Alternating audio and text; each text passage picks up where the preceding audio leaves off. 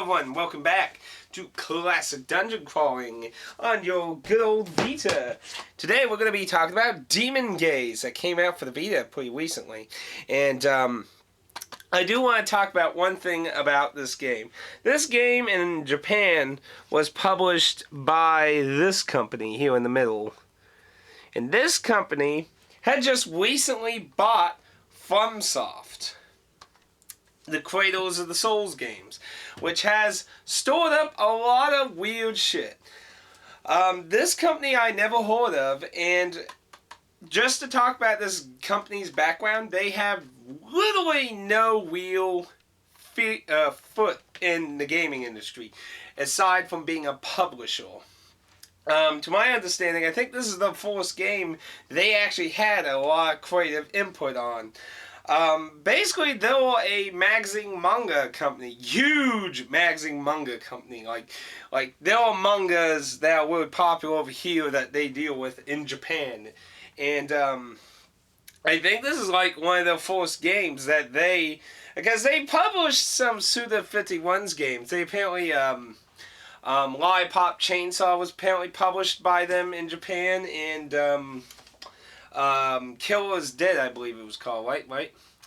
So, but as far as I understand, this is the first really, they're more behind it kind of thing.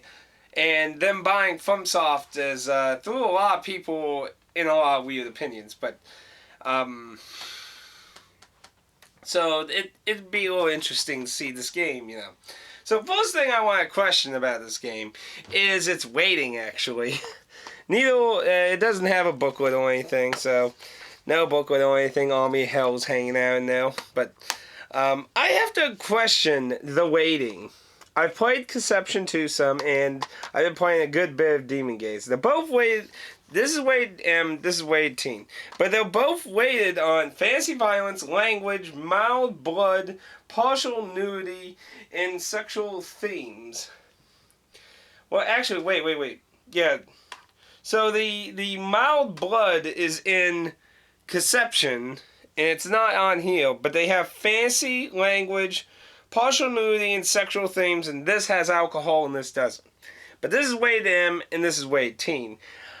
Well, I understand it because Conception is this kind of weird fantasy thing that's kind of overlooking sex and putting in more of a weird, you're imagining children kind of weird thing with your imagination kind of shit. There's a lot of weird shit that happens in Demon Gaze too. A cat girl smelling the manager's panties. The manager strips down to prove she ain't a demon. You can question her and she will actually let you touch her breasts.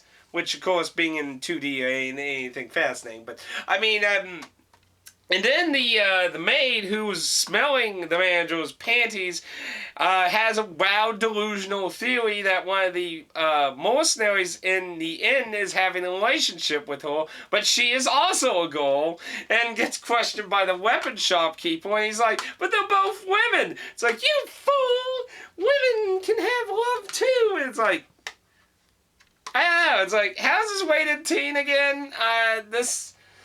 Just on the cover, there's this cat girl's boobs just flying into the sky. Like, I'm kind of surprised this got teen weighting. But anyway, away from that, let's move on to the actual gameplay and stuff. So Demon Gaze is a dungeon crawler. So if you like Etna Odyssey, Classic Heroes, Wizardry and that, it's in that vein of being classic dungeon. Now, what's really interesting is how this is kind of set up. Basically, you hang out at an inn. It's like the only good place. Everywhere else is infested with demons and shit. And this inn basically charges you money every time you return to West and that. So you always want to bring in either item goods or enough money to profitably keep becoming better people, but also to afford your rent and stuff. And you actually get rewarded for paying your rent on time constantly. You will actually get rewards, so you're encouraged to do that. Basically, you start out with your main character and one side character, and everything else you have to improve. You have to purchase more rooms, and that costs more rent, and as you level up, that increases, you went slowly. So you're basically playing the money game really early on. I'm up to 4 people, and that costed a lot. The last room costed 5,000 gills, so you have to kind of grind a lot of gold if you want a big party really early on. Customization of your characters is... The whole art style in this game is both interesting and weird. When you're customizing your characters, you have a lot of profile imagery you can pick for each character, including the main character. You don't... Like, the main character is kind of advertised as that guy in the front there, right there, but you don't have to actually pick him. You can pick any of the imagery, and what's really funny is you can pick the race and the job class too, of course, but the race is not attached to the imagery. So you could have a dwarf who's one of the cat races, or vice versa. I have a cat girl who's a dwarf. Like, very weird. And the different art styles are very odd. Like, there's different ones. There's some that are stylish, some that are very noble looking, and then there's others that are incredibly sexualized looking. It has a lot of different tastes in there. So I guess you could say there's a little bit of everything in your character customization now with the art, but obviously it's all very anime-ish. I'd say the dwarves, the actual dwarves, are probably the most Western-looking thing out of the bunch. But anyway, now, pretty much similar to most classic dungeon crawling, you explore a labyrinth, and there's traps and poison, fake walls, and treasure you can't see that you can find and shit, and fake doors and such. But one of the things is, your main character is a unique class that's a demon gazer, which is the name of the actual game, of course. But what you basically do is you can find demons. There's, as far as I understand, one is in every single dungeon. You can trap it, get its soul, and you're given a special key item that allows you to summon that demon in combat. So your max party is 5, so you can have also 1 demon added on the side. Now the demons can't stay out all the time. They have like a chain number of turns they can stay out. And when that one's out, they kind of turn into the final boss form you fight them in.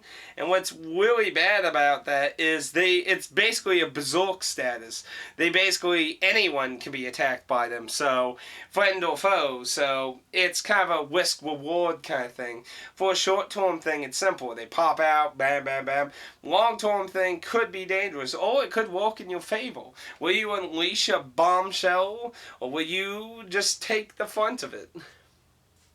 Now, the job classes and spells and everything seem pretty standard. You're healing, you're attacking, you're buffing and stuff like that. And you have a fun back row, and you have different weapons for close and throwing, medium range, and long ranging bows and such. So, a lot of that seems pretty standard so far.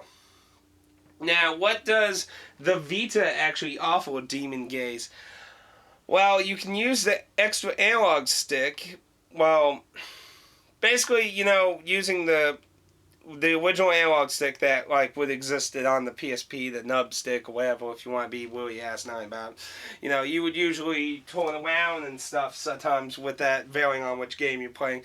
Well, basically, you do that with the normal analog stick, and the additional one will allow you to actually just stay frontward and move in the direction that you're pushing. So back step, side step, and that. You can also use the triggers like you would with Classic Heroes to sidestep.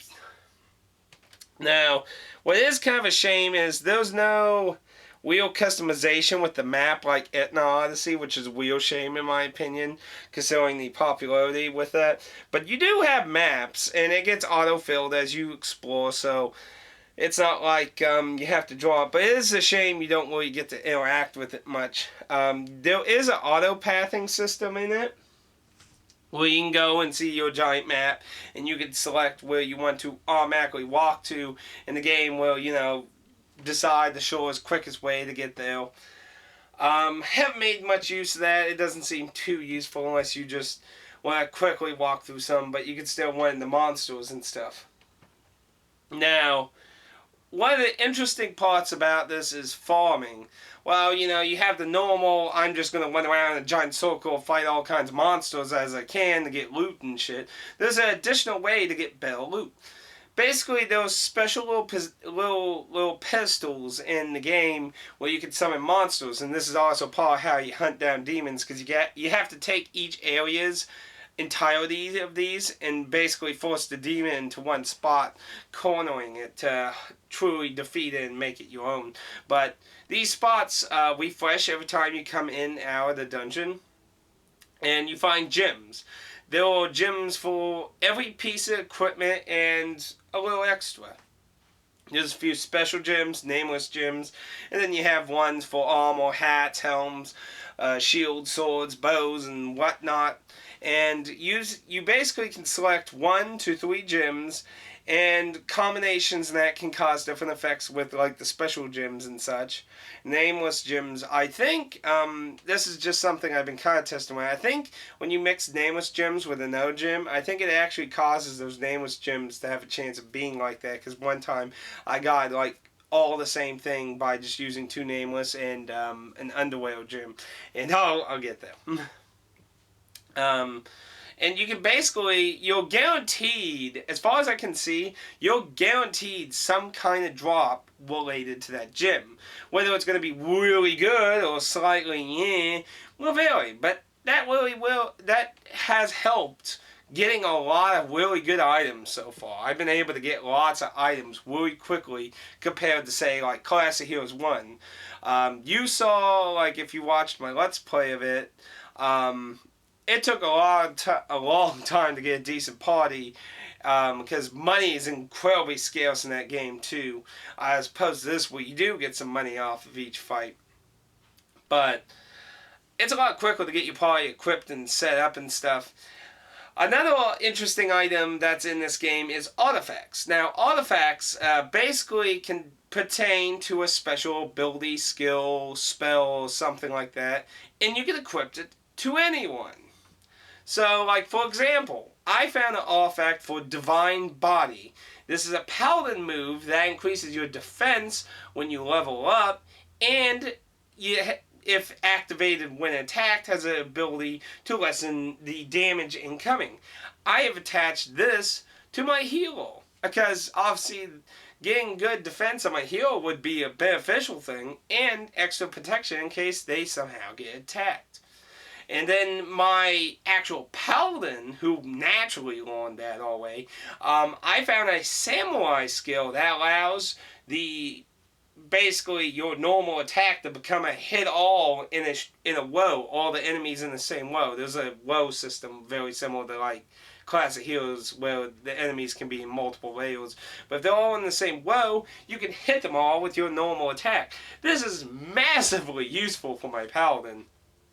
Incredibly useful. It was my first artifact, by the way, and I probably got really lucky on that because it is incredibly useful. Very, very, very potent. But it's a really interesting idea to mix abilities with different classes and stuff. I like the idea. It kind of throws the whole build a character up and then we set the job class and keeps on things and then we build them to make some kind of hybrid thing. Instead, you just get straight to the point. You get certain abilities and start building a hybrid to begin with. So that's also a very nice idea. Aside from that, it's pretty much standard from what you've seen and done in most first-person dungeon crawls. It's very colorful. I really enjoy the voice acting. It's pretty good. It has a lot of voice acting. It's not fully voiced, but a lot of scenes do have voice acting.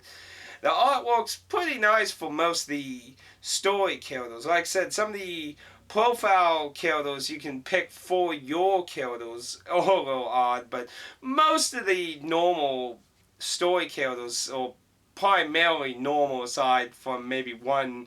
It's a little too out there for me, but